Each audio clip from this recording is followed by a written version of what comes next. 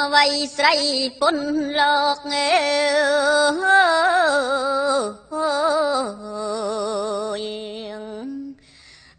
ត្តា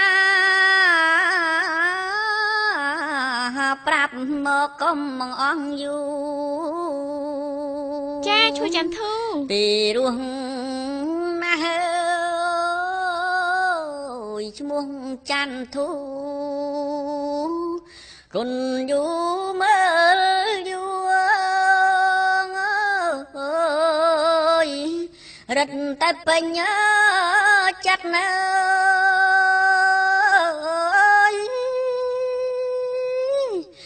ចន្ទធូអូនល្អដូចបុផាបងសូមប្រាប់ថាបងស្នេហ៍ស្និទ្ធឲ្យតែ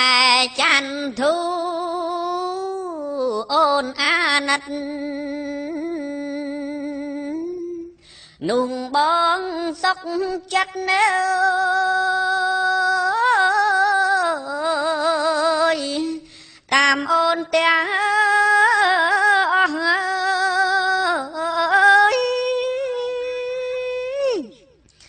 រំទៅកុំមើលខ្ញុំ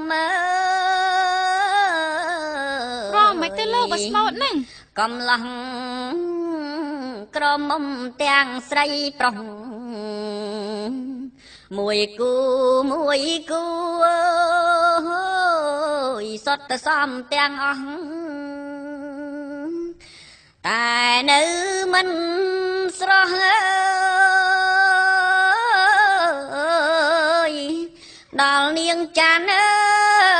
ធូ